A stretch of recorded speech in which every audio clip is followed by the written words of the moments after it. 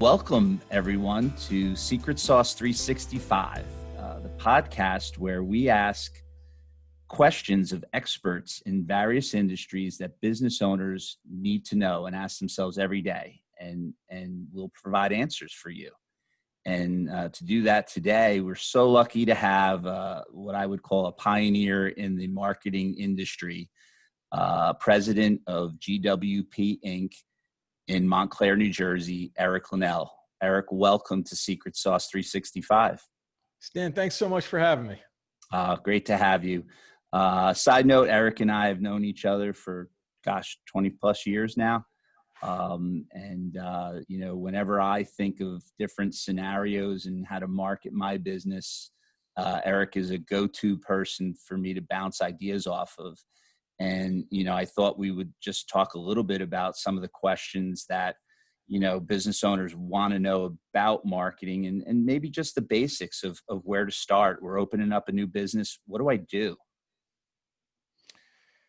Wow. So I guess, yeah. What kind of business? I mean, Look, let's just say we're in a retail business. Okay. We're looking to market a product, our widgets to the world. And where do we start? Do we start with a website? Do we start with social media? Where do we print ads, radio? You name it. Where do I start? It's really funny. It's so funny because whether you're starting a business, a little retail store, or you're running a big corporation, I feel like the shiny object usually gets in the way of the real conversation you need to start with, right? So whether they're a seasoned marketing professional or, like I said, someone just starting, it's like, do I do TV commercial? Do I do a website? Should I have a photo shoot done? What do I need to do? And I find it most interesting that the first question needs to be, who's my target audience? What do I want them to feel or think about me? So the shiny object, the way I kind of look at it, is it sucks us in, like a website or a TV, and we do all that stuff. But I think it really a well-built plan, whether it's a new business, a storefront, whatever it is, it starts off with, fundamentally, who do you need to speak with? Who's your target audience, and what do you want them to feel about you, think about you, and how do you want them to interact with you? So what is your brand? Like, what really is the essence of you and what you're trying to accomplish and you want them to feel? Then we start thinking, yeah, mandatories, a website's a mandatory. In this day and age, yellow pages, not so much. Website, yes. There are certain things you need, but before going to what you need, it's how you want to feel, how you want your audience or your target to feel about you, I think, is the first step. Great. Good stuff there. That reminds me of a comment you mentioned to me over the years of your target audience and like a vision, mission, value statement or something like that. Can you elaborate a little bit? Yeah, I'm a huge believer that before you get going on any type of business, you need to do a vision, mission, value statement. So vision statement, vision, where do you see it going? Where do you see the company into the future? Your vision, your mission, how are you going to accomplish it? Like what things do you need to do to accomplish and to succeed in that vision that you have? And then your values. What are things that you will not forsake no matter what? So in my place here, can't lie, cheat, or steal. Like, that's just, if you lie, you cheat, you steal, you're out. I don't care who you are, what you're about. Those are things that currency that I hold to be non-negotiable.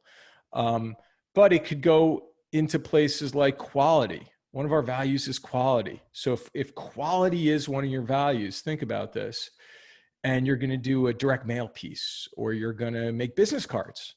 Well, if quality is something that you find to be one of the values that you hold the dearest in part of who you are, then it's not a conversation of should I go with the cheaper or should I go with the better? It's always quality.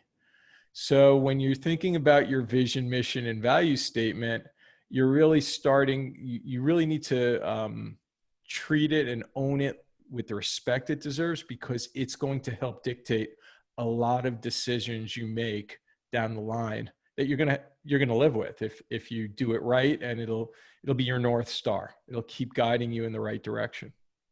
Sure, that's real important. That people have a solid base of understanding who they are, and as you mentioned, target audience, and then how do we get there?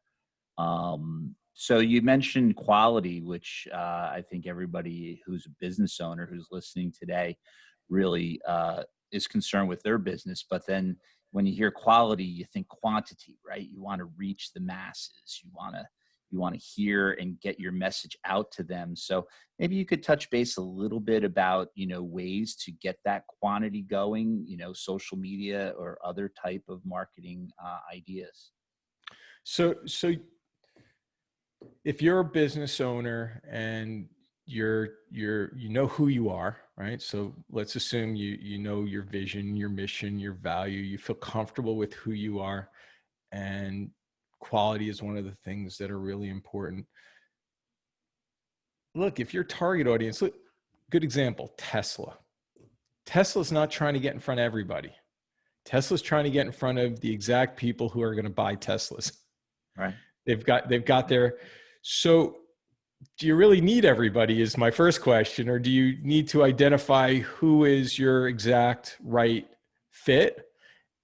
And then, how are you getting in front of that exact right fit? Social media has been a very cost-effective way for many different businesses, but then again, depends who your target is, right? If you're targeting young kids, let's just say, Facebook would probably not be the right place to go because young kids left there. If you're targeting, if you're, it's kind of like direct mail. I was talking to a client who said, direct mail's dead. I said, how could you make that statement? Direct mail is dead. I mean, I get stuff in the mail check your mailbox today. Mailman comes every day. Yeah, there's mail in it, and direct mail's in there. And trillions in debt, but you can't kill them. And by the way, it's here to stay.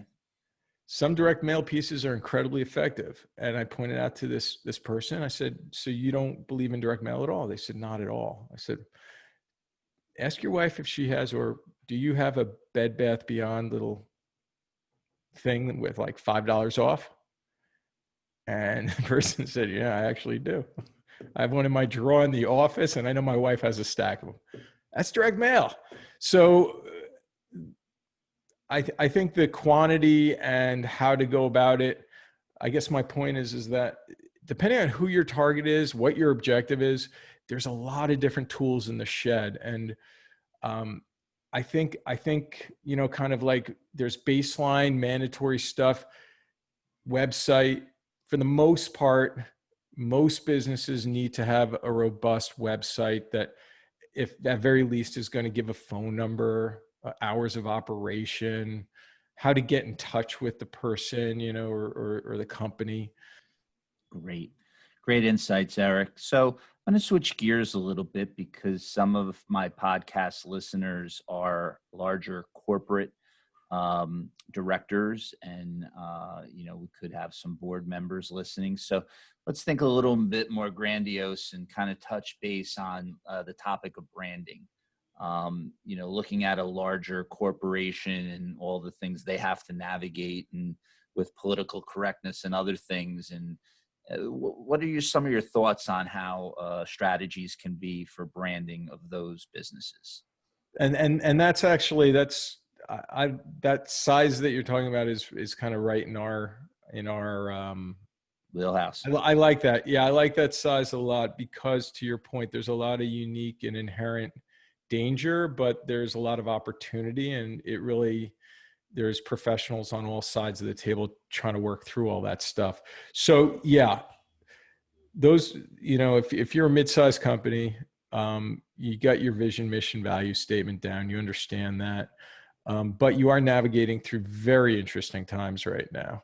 I just actually was on a call with a client, and she showed me this J&J spot, and it was great. And she was talking about how she really appreciated that they integrated in two guys who got married, and they were like firemen looking, like tough guys, and they held hands. And there was certain integration of social mores that they weaved in that was that this client was saying she really appreciated, and she felt like tugged at different heartstrings, but felt very relevant at the time, or for the time. Which gets us to how, right now we're in this weird minute with this pandemic where you see a lot of people speaking to how they introduce their brand and protecting and safety. Yesterday, there was a commercial for Delta, and literally 3/4 of the commercial was wiping down seats and was about safety measures. I happened to be with 7 other guys. We were talking about going on a golf trip to Oregon that we have scheduled for next week. And the conversation was, should we go or shouldn't we go?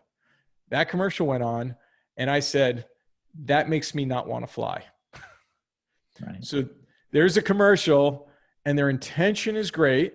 They're showing safety, bring people safety, to fly, safety. but you showed them something that I don't want to fly. As a consumer, such a great point you're making is that you may have this mission of what you're trying to accomplish, but if you're doing it and not thinking about the times and the person viewing it and how they feel, you get the exact opposite result of what you're trying to accomplish. So in my business, we quickly try to determine if our corporate client is looking to buy a sword or become a ninja.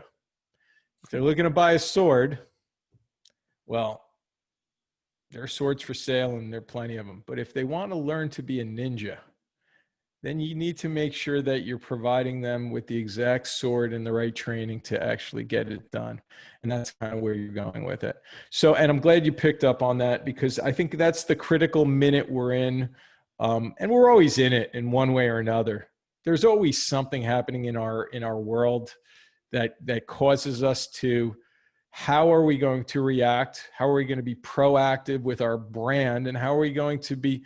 And so if we understand who we are, if we understand who our product or our service is, and how our customer engages and interacts and why they do, getting back to the beginning, quite frankly, you're a small little company, you're a big company, it's the same game. It's people and them engaging with what you do or how you do something. So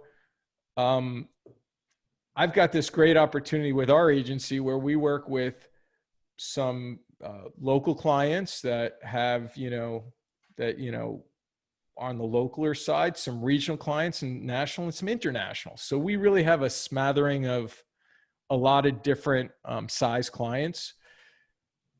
The reality is it's usually the level of attention and the amount of people that they have dedicated to the marketing effort. That's the difference between the international and the local. The local has a little bit more trust in us and gives us, but the reality is it always goes down to who's our target, what's our objective, what strategies do we have in place to showcase who we are, target who they are, provide them with the right information at the right time to help them make the right decision that we are the solution for them. It's amazing how you could take something that at times could be so complicated and make it sound so simple. Maybe you could just provide a little advice as to, budgets for marketing, and then maybe during, economic downturns, should you pull back? Should you put in more? I mean, what are the risks and rewards? Let me start off by saying now more than ever, it is critical that you do think about your marketing effort, how you're putting your best foot forward. As you said, interesting times, people are confused in terms of, how and what their business is looking like, whether it's super small or larger. There's still different strains and different pressures that they've never been. I think that you never want to retreat when it comes to marketing. You always want to be thinking. Your budget, you might want to allocate differently. You might want to think about differently. Starts out with the basic 101. If you're in business and helping people, you got to let them know that you're in business and helping them, right? We're open for business is a really important thing to let people know about. If you don't ask them to work with you, it's hard for people to know that they can work with you. 2, what do you look like and what are you portraying to those people? How are you coming across to them? You need to put yourself in your customer's shoes. If you sell shoes, what is it that your customer's looking for in the experience? Well, is it an online experience right now where you could return it very easily because you're not trying it on in the store? Maybe that's important. So really clearly saying you could buy shoes and return them hassle-free. However you do, we do need to change and pivot a little bit. That is very clear. Times are always changing, and we always need to change and pivot just a little bit. The smaller you are, quite frankly, the better advantage you have in these times of being able to pivot.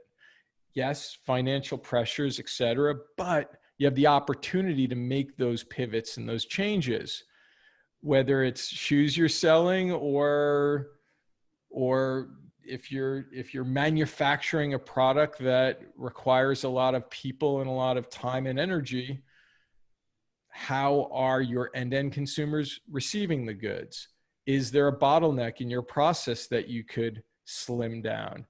Is your point of distribution, are they working the way that they need to drive your product through the channels of distribution? Or do you need to create a different way to get to your end-to-end user right now? Those are all the things that, that's national, international, and local shoe store. It's all about, I have a product or a service and I have someone who wants to consume it. A, how do they know that I'm open? B, what am I telling them?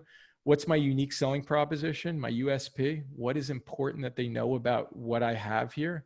And how am I making it easy and being respectful of how they might need to purchase it? And it might be different than it was yesterday. Those are my advice to just start the platform. That is good, solid advice. Once again, we're talking to Eric Lanel, president of GWP Inc. in Montclair, New Jersey. And I take 2 things that resonate with me when I listen to that, Eric. And one of them is, it's a cliche, but ask and you will receive.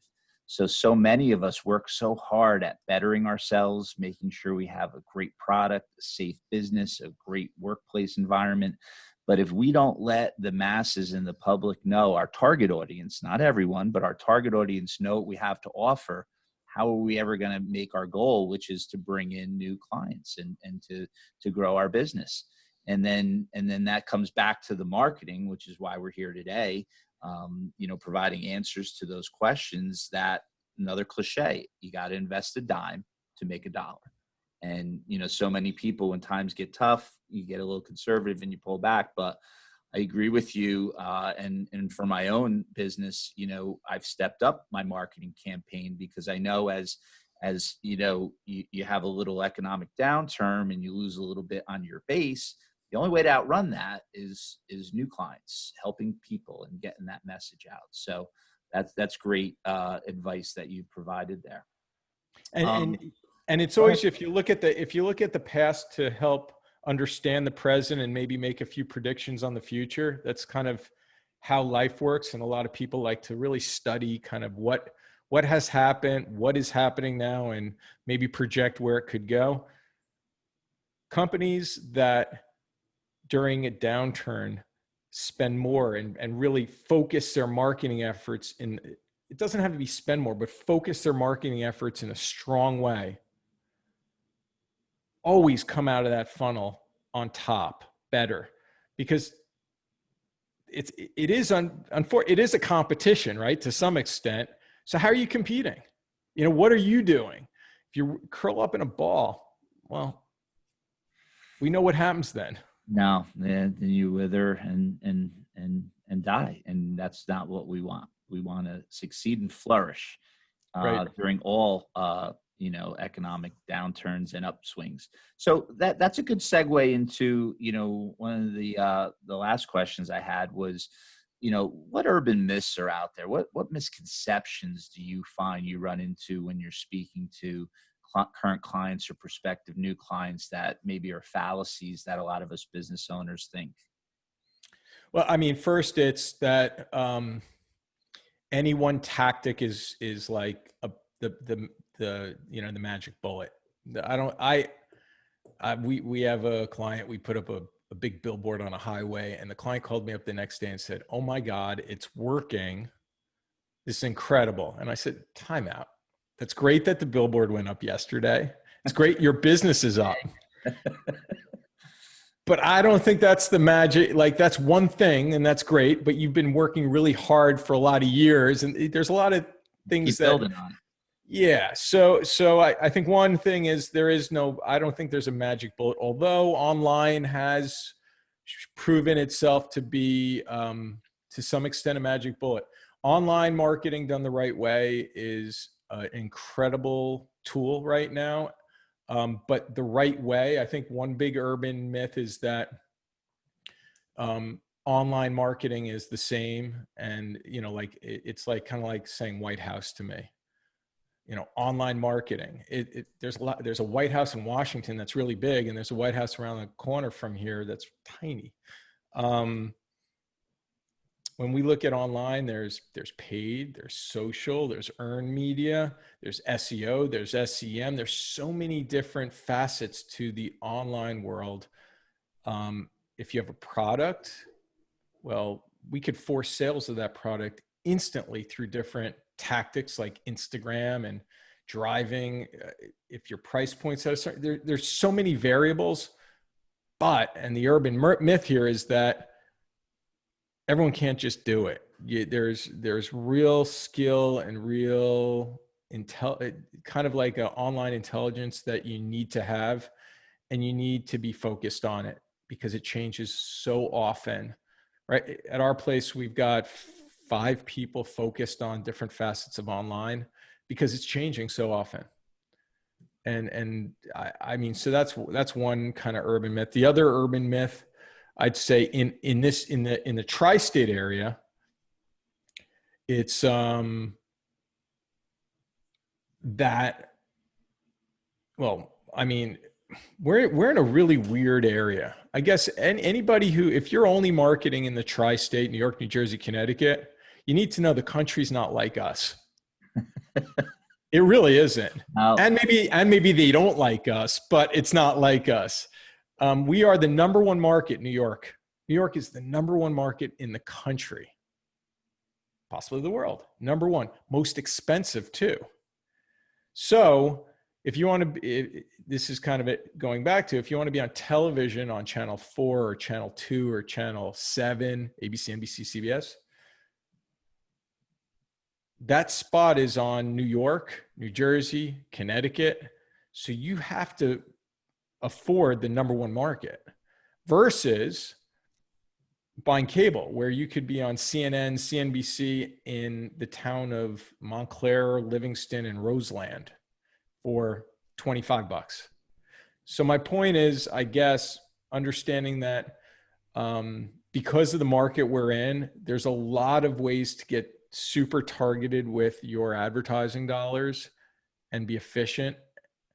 But I say the biggest, just to kind of cap it, the biggest urban myth for marketing is that the shiny object is where you should focus your attention. I think understanding and more is better. More customers are better. I don't subscribe to that. More isn't better. Have to be profitable customers. So, knowing what you're trying to bring in, and look, you mentioned our area, which is while it's such a expensive area for marketing, New York is home to some of the wealthiest corporations in the world because they effectively advertised. And that's why once you have your strategy, I would be remiss without giving a testimonial out to GWP. They created Secret Sauce 365, and my particular business, The Secret, would be where it is today without your guidance. And we tried different strategies because you don't know unless you try. And then when you find ones that work and you find where you're bringing your target audience to you, wow, it's like a rainbow. It's just terrific. And I wanted to take the time during this podcast to thank you for that. Thank you. And actually, there's a great example of, I don't think we created, I think we listened to you. I think you knew what your customers were looking for, and you developed a process and a system that really was there. It was opportune for them. It put them in front. It was about solving challenges and problems that they, your customer and potential customer, would have. So that's you focused on not the shiny object, but your customer and their needs, and creating something that's a unique selling proposition for yourself that no one else has. So then it really is easy when it comes to me, because it's how are we going to get that in front of people in the right way and easily sound bites, right? That they understand. Right. It's so important to note it's a collaborative effort, right, between the business owner and his team and their message, and then you being able to have the empathy, which you do, and your team has the empathy to understand that. And then let's take that and like, let's take that sauce and put a nice bottle and label around it. You know, it's funny. So one of my jobs now, as I've gotten a little bit older and a little gray, is trying to understand if a new potential client is a partner, or like if they're looking for a partner, like we're talking about, or are they looking for a vendor who does stuff for them? So do they want me to build a website and they're going to give us the stuff and they're just going to tell us the way they want it? Or are they looking to become a ninja, and I find that when we're really expensive for people who are looking to buy swords, and we're really cost effective for people who want to be ninjas. So I'm looking, so that's part of, we all need to, I think it's honing in on who your right client is, and then really trying to speak the language to that person that'll resonate all the way around, including with us as a marketing agency. So your example of thanking me is me thanking you back, saying that's a good collaborative effort, but it takes two. You didn't want to have I'm guessing you didn't want to hire someone who you were going to tell what to do and was going to listen to everything you said and not deviate. Right. Well, I've always found that, business owners are leaders, and we have great ideas. And we're great at lots of things, but we can't always be great at everything. So to have, a partner, like you said, rather than an order taker, that someone can bounce things off of and get feedback and then come to the right solutions and be able to pivot. And you got to have an open mind. So I think most business owners, and I'm sure most of my listeners, are smart enough to have that open mind and to listen to new messages, because that's how they became successful in the first place. Good point. Yeah. So, I think I'd like to recap some of the great ideas and answers that you kind of brought forth, as we started talking. You mentioned right away, that any business needs to understand its target audience, right? And that once they know that, then they can look at strategies to market to them. You mentioned a website's probably a must, and I might have some listeners listening that don't have a website, or their website might be stale. It hasn't been looked at, revamped. So I really think that that's something I want to highlight in this podcast, that a true value of a website, whether it be for branding or actual functional processing of sale of the product, is critical, right? Critical. We talked a little bit about social media and ways to target audiences, right? So in certain demographics, whether it be age range or area, a zip code, those things are all available in different forms of social media. So that is a good thing you noted. Um, Vision, mission, value statement. I mean, that should be trademarked to you, Eric. It's something that I think a lot of business owners, when we're in the fast lane and we're we're doing what we do, sometimes we can veer off that highway of what our true vision is for the future and what our mission and value statement should be. And GWP and a great marketing firm can help bring that out to the forefront for people. You mentioned, and I wanted to cover some of the urban myths, like there's no magic bullet. I think that was a great line you had, and you need the flexibility. And, in closing, you could, pay millions for the sword, but you'd rather, pay the right amount and be a ninja. And over time, in a collaborative effort, I think that's the true answer for the question of marketing to business owners is to be flexible and to be that ninja.